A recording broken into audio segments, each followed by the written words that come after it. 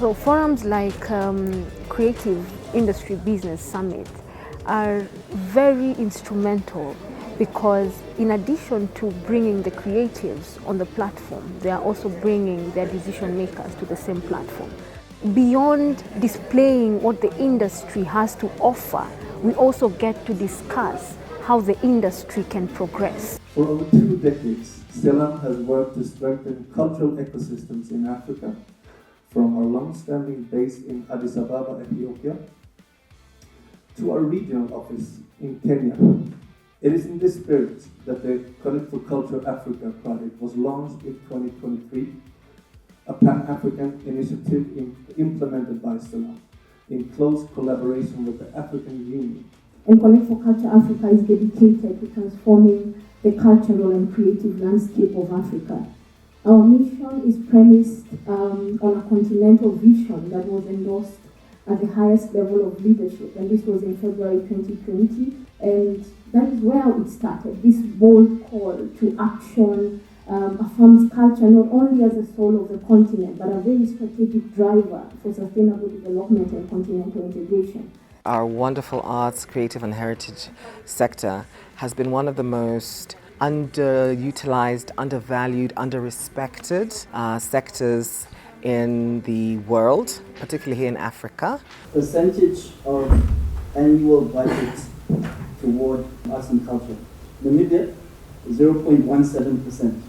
Zambia, 0.03%. Zimbabwe, 0.34%.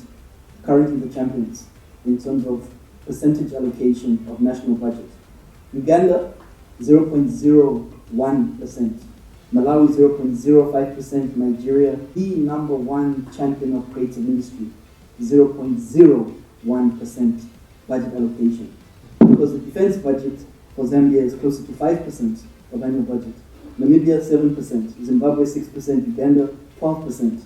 And so 1% might seem very small in comparison to what the other ministries have, and that is totally fine because there are also priorities we have within our ministries. So if we have policies that engender the creative sector, we will get more funding from government, we will get insurance, tax rebates, reliefs, and so on. And that will help our economies in the different sectors. We need to also ensure, in terms of our advocacy, that we are aligned with the national development plans. In the case of Zambia, the country strategy paper, the core issues is infrastructure and agricultural value chains. So the question is, how do we fit into those core activities that are being covered under the country strategy paper? One thing I can safely tell you, for Zambia specific, last year's GDP growth of 4%, you'll be surprised that what contributed to it is arts, entertainment, and hospitality. Now, this is around a period where we experienced the most dreaded drought ever experienced in our country, probably within the region of SADC. As we try to develop a really vibrant and strong cultural sector and creative industry for Africa, that we have more forums like this with a lot of interaction between creators and the other stakeholders who are policymakers and investors. These are arts who have raised generations, they have raised leaders and cursed those who have broke their covenants with their people. So here's your liberation, creatives. Here is your freedom. Collaboration is also something we need to work on. Africa, we have all that it takes for us to be able to become a key player in the economy of the world.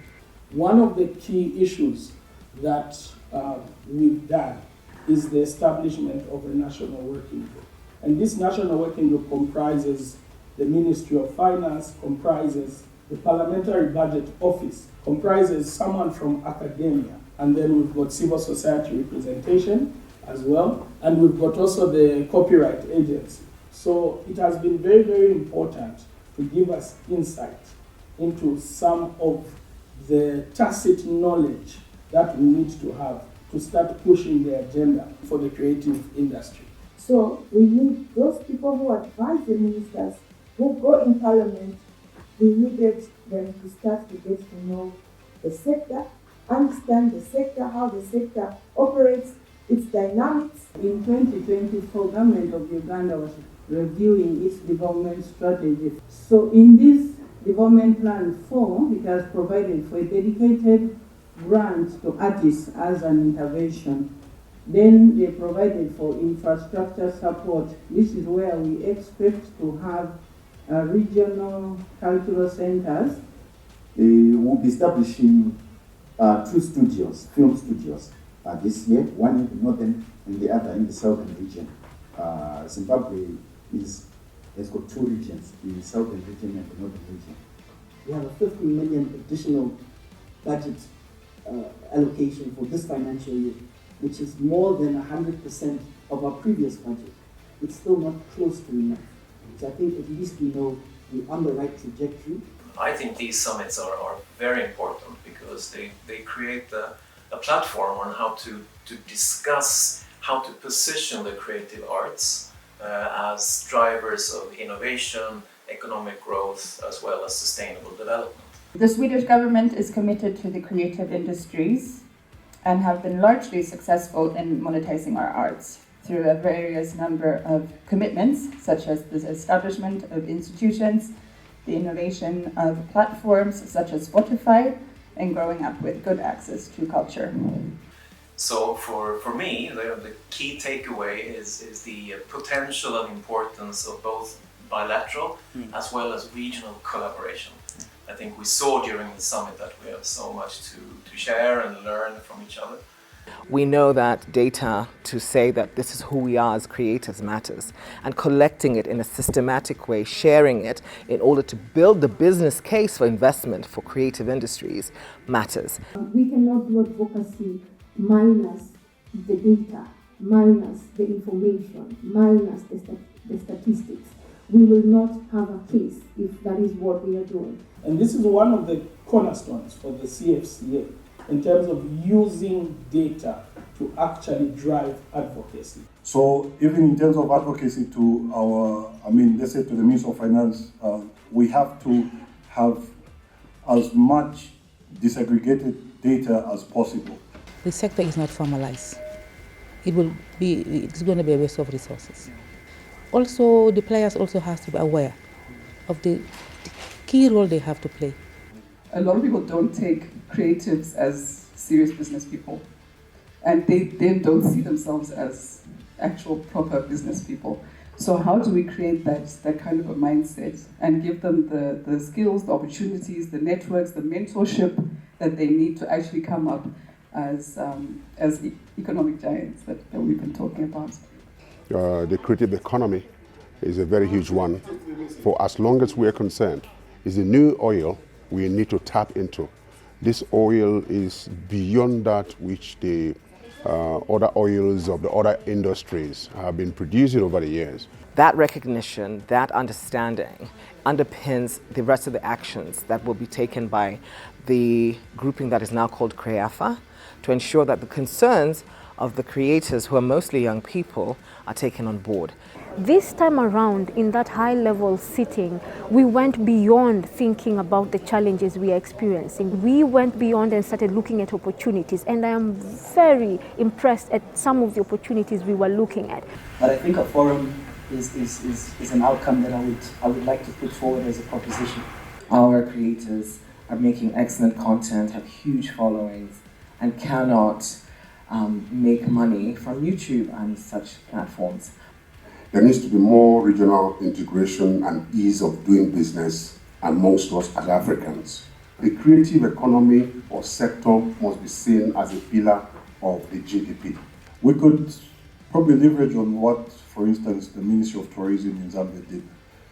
They're the ones that wanted a tourism satellite account. Then they approached the statistical offices, can you do this for us? Impress upon the statistical offices who are, of course, not represented here, but that is to make sure that they impress upon them, and then we can create, in collaboration with them, we can create these frameworks. With the banks, you can start creating best models for analysis of the sector. The sixth is that we must consider inclusion in all the frameworks that we're developing for the creative sector. The suggestion is there that we make this summit, rotational one on the continent. We need to create an opportunity that whatever has been suggested sees the light of day. It should not be business as usual, it should not be a talk shop. We need to implement. I'm happy that we had interventions from the African Development Bank, we had interventions from Standard Chartered Bank and UNDP and so on. And what it means is that we have people who can create some policies for us to the point of being on the table of the African Union. When will this matter be tabled as an agenda at the AU?